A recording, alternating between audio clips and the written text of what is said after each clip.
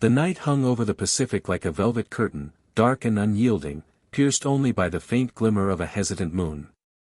The sea, usually a rhythmic and comforting pulse, was restless, its surface rippling under a cold November wind that carried the scent of salt, oil, and impending fate. Somewhere off the coast of Japan, a shadow moved across these waters, immense yet vulnerable, a giant yet to fully awaken. It was November 28, 1944, a date that would come to define the terrifying paradox of power, that even the largest creation of human hands could be brought low by patience, stealth, and precision. The vessel that would occupy the center of this story was unlike any other ever built. The Shinano, an aircraft carrier converted from the unfinished hull of the battleship Yamato, was a marvel of engineering and ambition. She was 872 feet long, 200 feet wide, and weighed 72,000 tons fully loaded. Her armored flight decks and massive bulkheads were designed to withstand bombs, torpedoes, and the fury of modern naval artillery. Yet, on this fateful night, she was incomplete, a vessel still being born, staffed with sailors and laborers who had not yet learned the rhythms of their floating fortress. In their hands rested both hope and the illusion of invincibility. For in her size, she carried the arrogance of an empire desperate to reclaim its footing in a war spiraling beyond its control. Contrast this behemoth with the seemingly modest hunter lying beneath the waves, the USS Archerfish, a submarine of only 312 feet, cramped and suffocating, its steel hull groaning under pressure and the claustrophobic weight of men who had spent days submerged, nerves taut, senses sharpened. To the casual observer, it seemed impossible that this smaller, slower vessel could challenge the enormous Shinano. Yet, history is rarely ruled by appearances. It is ruled by calculation, instinct, and the indomitable will of those who move unseen, listening to the language of sonar pings and the faintest disturbances on the surface. In the darkness, a quiet contradiction defined the unfolding drama. On one side was the colossal pride of a waning empire, believing that sheer size and armor could guarantee survival. On the other was the unassuming, patient killer beneath the waves, relying on stealth, timing, and the relentless logic of physics. Both were products of their worlds, one of desperation and human hubris, the other of discipline, engineering, and the human capacity to endure in the smallest spaces. They were about to collide, not in a grand battle of fleets, but in a cataclysm defined by a handful of men, a few torpedoes, and the merciless sea. The strategic context that set the stage for this encounter was immense. By late 1944, Japan's military and industrial might had been severely eroded.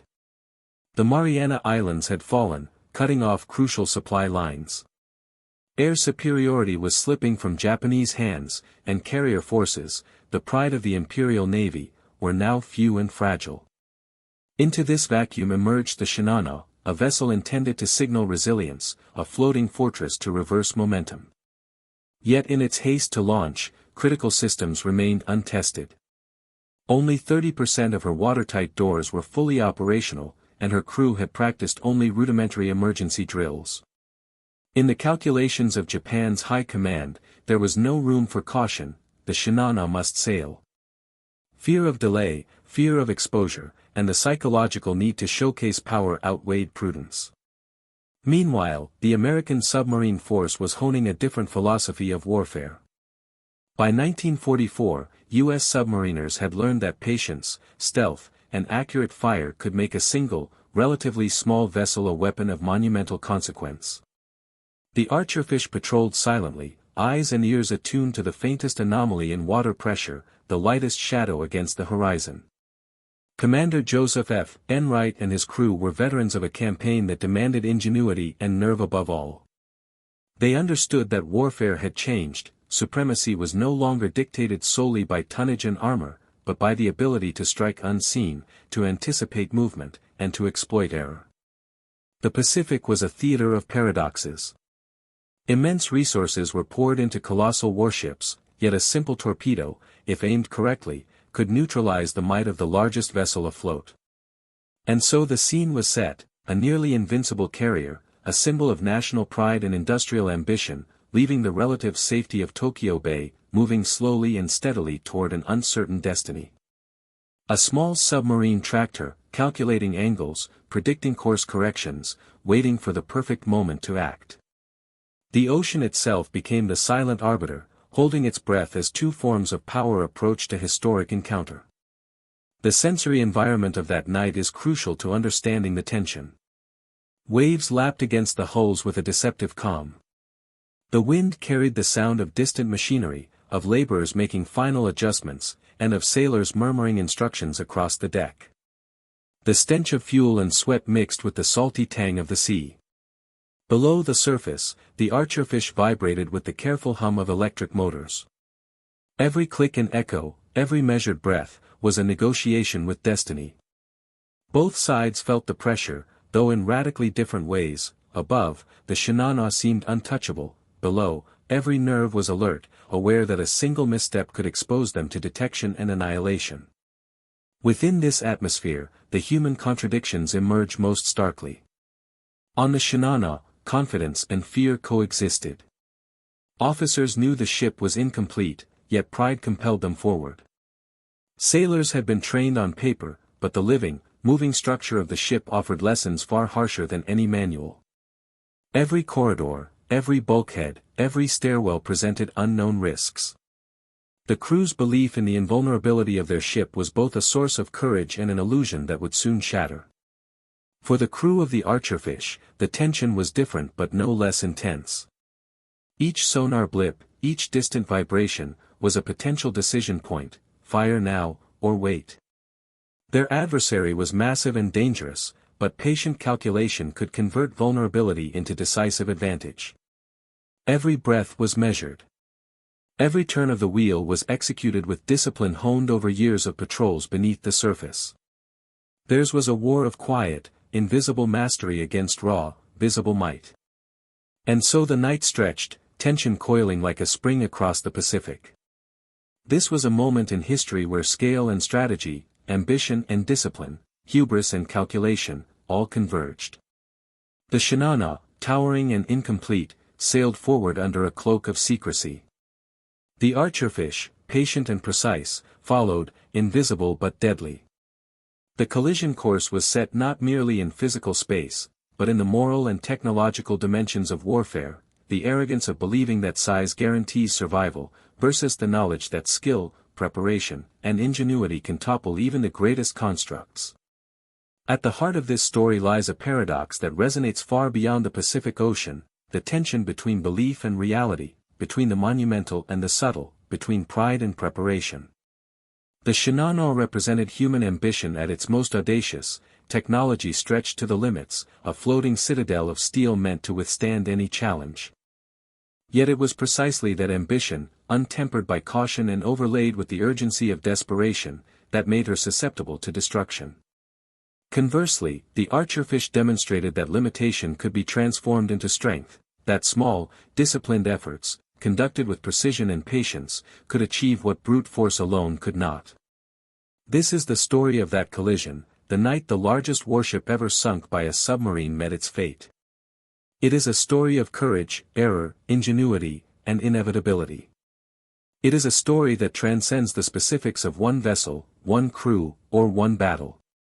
It reveals the profound truth that in human endeavor, size and strength are never guarantees, and that even the mightiest creations are vulnerable to the quiet, patient forces of skill and circumstance. By the time the first light of dawn began to filter through the clouds, casting a silver shimmer across the restless Pacific, the outlines of destiny had already been drawn. Unseen beneath the waves, men in a small submarine were about to commit an act that would echo through naval history. On the surface, a giant moved unknowingly toward catastrophe, guided by human pride, industrial momentum, and the belief that scale could protect it. This story, the largest warship downing in history by a submarine, is more than the account of a ship's destruction. It is a meditation on human ambition, the limits of power, and the enduring principle that even the most formidable creations are subject to unseen forces. It is a narrative of tension and inevitability, a tale where the quiet, the patient, and the disciplined triumph over raw size, unchecked confidence, and hubris.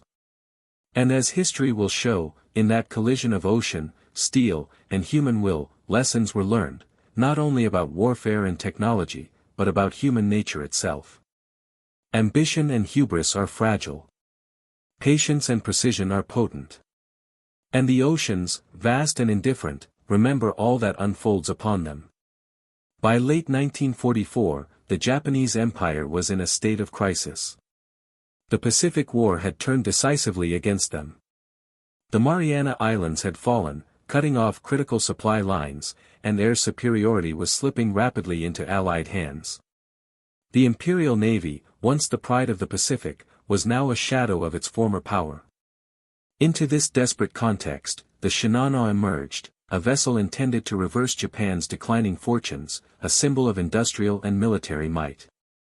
Converted from the unfinished hull of the battleship Yamato, she was a marvel, 872 feet long, 200 feet wide, 72,000 tons fully loaded, armored to withstand torpedoes and bombs, and capable of carrying over 70 aircraft. She was, in every measure, a floating fortress. Yet her size was deceptive. The Shinano was incomplete. Only 30% of her watertight doors had been installed and tested, crew training was rudimentary, and essential systems such as pumps and damage control procedures were unproven under real-world conditions. Engineers and workers were still aboard during her maiden voyage, completing last-minute welding, adjusting machinery, and familiarizing themselves with their stations. From Tokyo Bay, she slipped into the open Pacific on the evening of November 28, 1944, escorted by just 2 destroyers. The orders were clear: get her to a safe harbor to complete trials. There was no margin for delay, no allowance for caution. The urgency was driven by desperation. Japan's high command understood that the window for meaningful naval engagement was closing. The Shinano had to sail to influence the war, even if she was not yet ready. Pride, fear, and strategic calculation collided, compelling commanders to gamble with one of their most ambitious creations. Meanwhile, the American submarine force was operating under a contrasting philosophy. Submariners like Commander Joseph F. Enright of the USS Archerfish were trained to exploit patience, observation, and calculation. In the confined, creaking hull of a submarine, every decision was amplified, every movement mattered. Sonar pings, depth readings, and course predictions became life-or-death tools. The war had taught these men that stealth and precision could make a small vessel as lethal as the largest battleship. It was a philosophy grounded not in raw strength, but in strategy and human ingenuity. The Pacific Ocean itself became a character in this narrative, indifferent yet decisive. Its currents, depths, and weather conditions shaped every maneuver. On the night of November 28, the seas were deceptively calm, with a low moon casting silver reflections over the waves. The sounds of the ocean, lapping water, creaking hulls, and the distant whistle of wind, created an eerie tension. Above the surface, the Shinano projected confidence, its massive bulk imposing and intimidating.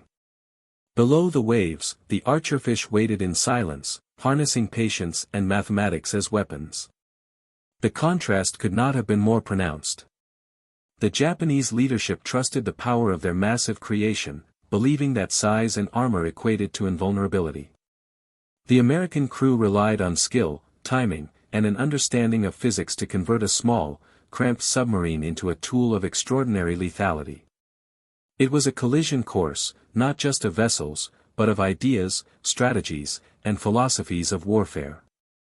At 2,100 hours, the Archerfish's sonar detected a faint but unmistakable signature, a large, moving target.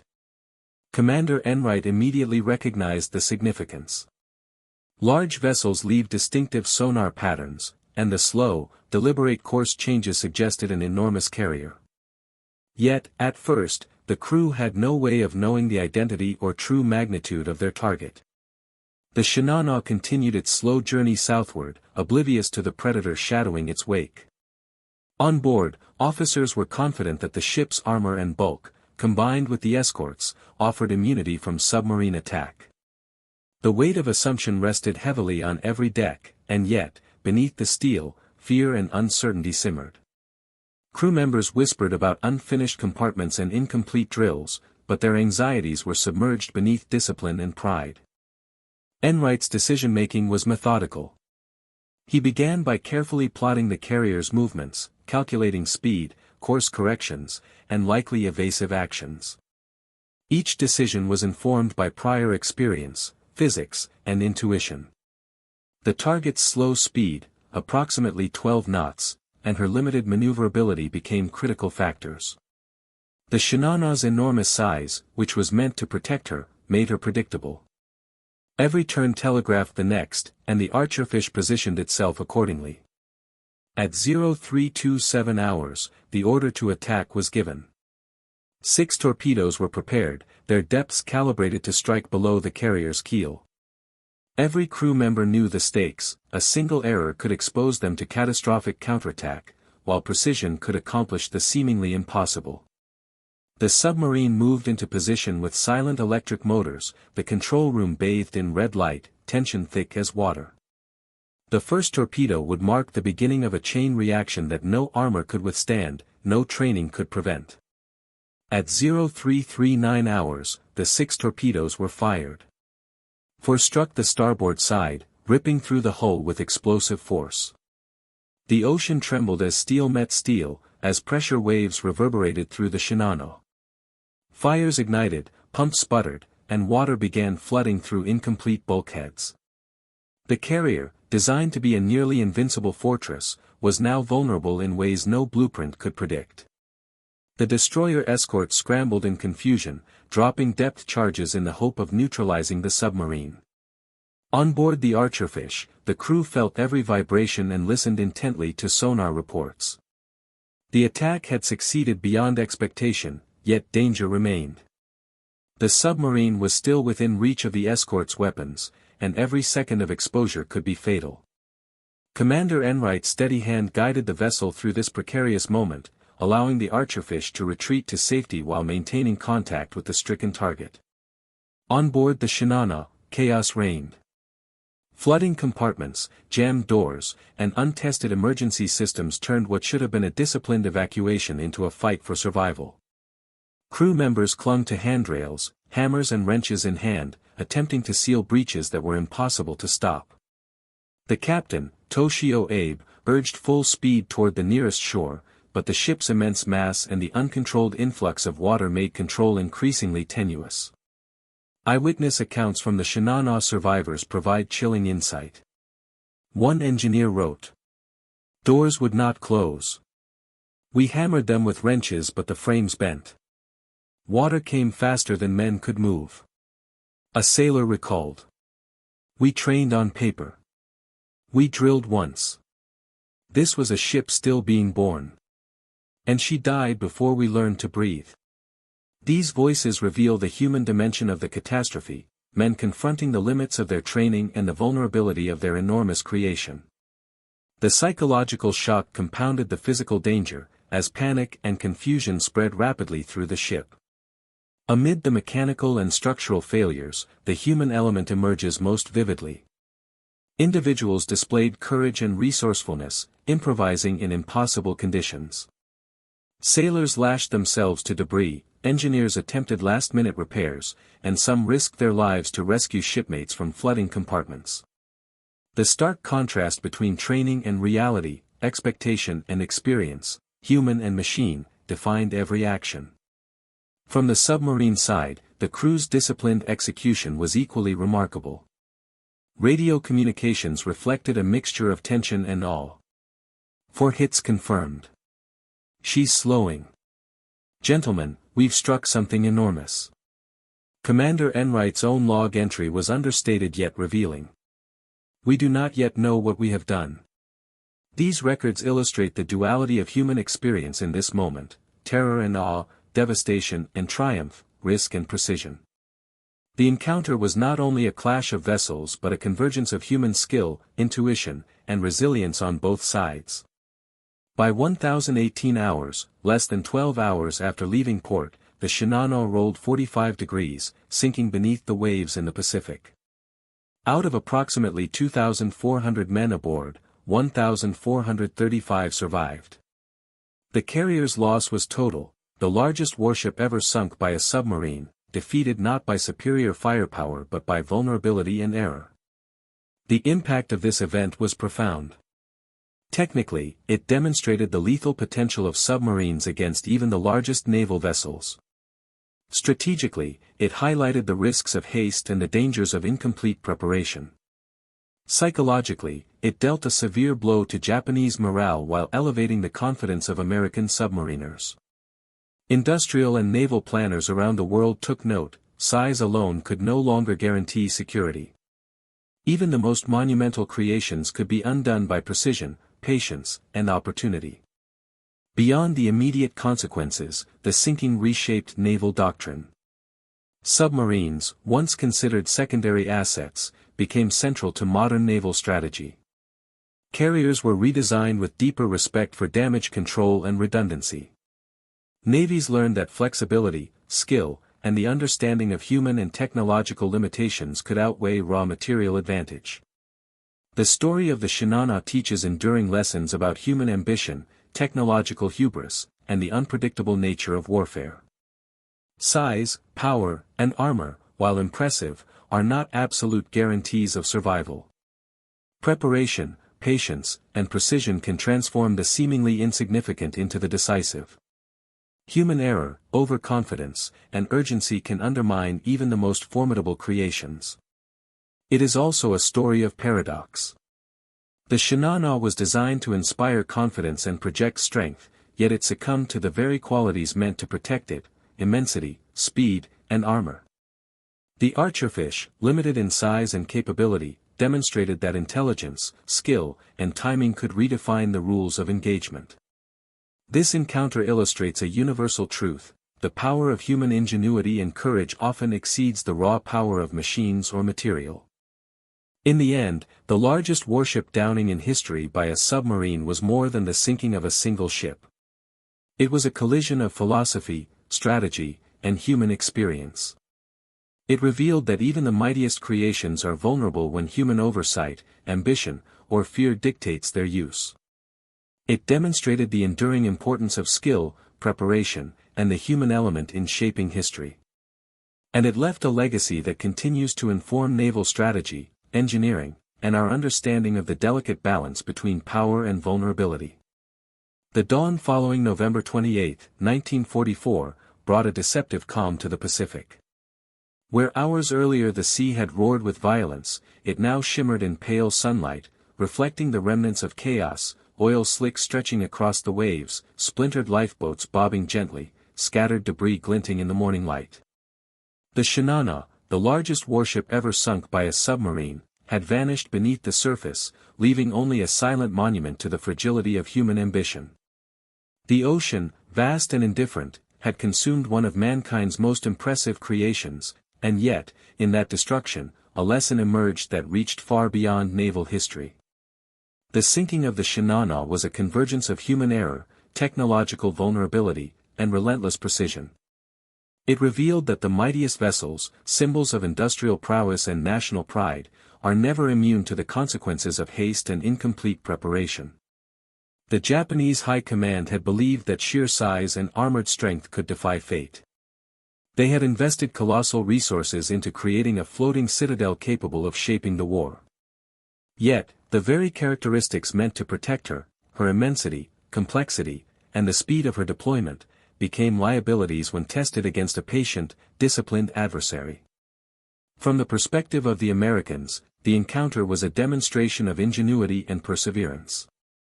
Commander Joseph F. Enright and the crew of the USS Archerfish executed a meticulously calculated attack, relying on stealth, patience, and the physics of torpedo warfare. The engagement highlighted a stark contrast: raw material power versus tactical mastery, confidence versus calculation, assumption versus anticipation. In every sonar ping, in every course prediction, and in the measured release of 6 torpedoes, the submarine demonstrated that intellect and discipline could outweigh scale and armor. The human dimension of the event remains the most compelling. On board the Shinano, sailors faced chaos, fear, and the incomprehensible scale of the disaster unfolding around them. Diary entries and recollections speak of crew members grappling with jammed doors, flooding compartments, and the futility of attempting repairs. One engineer wrote, "Doors would not close. We hammered them with wrenches but the frames bent. Water came faster than men could move. A sailor remembered. We trained on paper. We drilled once. This was a ship still being born. And she died before we learned to breathe. These fragments of human experience encapsulate the collision between preparation and reality, between expectation and catastrophe. For the crew of the Archerfish, the experience was equally profound. Reports from the bridge capture a mixture of awe, tension, and disbelief. 4 hits confirmed. She's slowing. Gentlemen, we've struck something enormous. Enright's understated log entry reflected both caution and humility. We do not yet know what we have done. It is in these parallel human experiences, panic and precision, fear and calculation, that the true drama of the event emerges. The story is not only about steel and torpedoes, but about human courage, ingenuity, and vulnerability in the face of forces both natural and man-made. The long-term consequences of the sinking were monumental.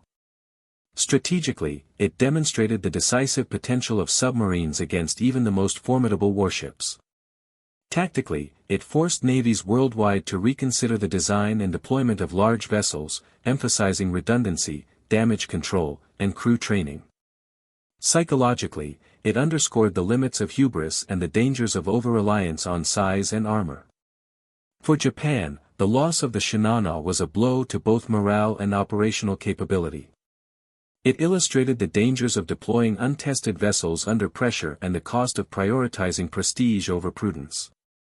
For the United States, it reinforced the value of meticulous preparation, strategic patience, and the ability to strike decisively in conditions of uncertainty. Beyond the immediate military and technical ramifications, the story carries enduring philosophical significance. The Shinano was more than a warship. It was a symbol of human ambition, engineering prowess, and national pride. Its destruction by a smaller, seemingly less powerful adversary demonstrates a universal truth: no creation, however monumental, is invulnerable when human oversight, urgency, or error intervenes. Conversely, ingenuity, precision, and disciplined execution can transform the modest into the decisive. The ocean, vast and impartial, became the ultimate arbiter of these truths, indifferent to human expectation or pride. The moral irony of the event is striking. Japan had built one of the largest, most advanced vessels ever conceived, intending to secure naval dominance and restore confidence in a faltering empire. Instead, that creation, incomplete and rushed, became a symbol of vulnerability and loss. Meanwhile, the Archerfish, operating quietly beneath the waves, executed a mission that would echo through history, a testament to the power of skill, patience, and disciplined action over brute force. The reversal underscores a fundamental principle: advantage in scale is never absolute, and the unseen or underestimated can wield disproportionate influence over outcomes. In reflecting on the legacy of the Shinano, it becomes clear that the event transcends the specific context of World War II. It illustrates the interplay between ambition and prudence, power and vulnerability, preparation and improvisation. It reminds us that human creations, whether ships, technologies, or institutions, are always subject to the forces of chance, human error, and unforeseen opposition. Even the most monumental achievements can be undone by small, decisive actions executed with skill and precision. The post-war impact extended to naval architecture, strategy, and global military thinking. Submarines were elevated from supporting roles to central components of naval doctrine. Carriers and other capital ships were redesigned with greater attention to redundancy, compartmentalization, and damage control. The sinking of the Shinano also entered cultural consciousness, a story told to illustrate both the power and limits of human ingenuity, and to remind future generations that confidence untempered by caution can be as dangerous as inaction. At the human level, survivors carried the memory of that night throughout their lives. For the Japanese sailors, the experience was both traumatic and humbling, a lesson in the fragility of even the most impressive human creations. For the American crew, it was a testament to discipline, preparation, and the quiet power of meticulous execution. Their reflections, recounted decades later, continue to resonate. The weight of history is carried not only by the mighty, but by those who act decisively in moments of uncertainty. One image lingers above all others, the colossal Shinano rolling onto her side, disappearing beneath the waves, while a small submarine slipped away silently, unseen, yet forever changed the course of naval history. It is an image of paradox and power, of triumph and tragedy, of ambition undone and skill vindicated. It reminds us that history is shaped as much by the unseen, patient forces as by the obvious displays of might. As modern readers and observers, we can draw lessons from this event that extend beyond the military sphere. It is a story about preparation, foresight, and humility. It warns against overconfidence and the assumption that size or resources alone guarantee success. It teaches that the human element, judgment, skill, courage, and adaptability, remains decisive, even in the face of overwhelming material advantage. And it reminds us that the consequences of our actions, like the ocean itself, are often vast, indifferent, and irreversible. In the end, the sinking of the Shinano is a story of contrasts, size versus skill, visibility versus stealth, hubris versus patience. It is a story about the fragility of human ambition and the enduring power of disciplined, deliberate action. It is about the intersection of human will, technology, and nature, and how even the most monumental achievements are subject to forces beyond immediate control. For all its technical details and historical significance, the story resonates most because of its human dimension, the fear, courage, and ingenuity of those aboard both the Shinano and the Archerfish. It is a reminder that history is not only shaped by machines and strategy, but by the individuals who operate them, think within them, and, ultimately, confront the consequences of their decisions. The Shinano's loss and the submarine's triumph teach a timeless lesson, that even the mightiest creations are vulnerable when ambition overtakes preparation, and that skill, patience, and courage can overcome seemingly insurmountable obstacles.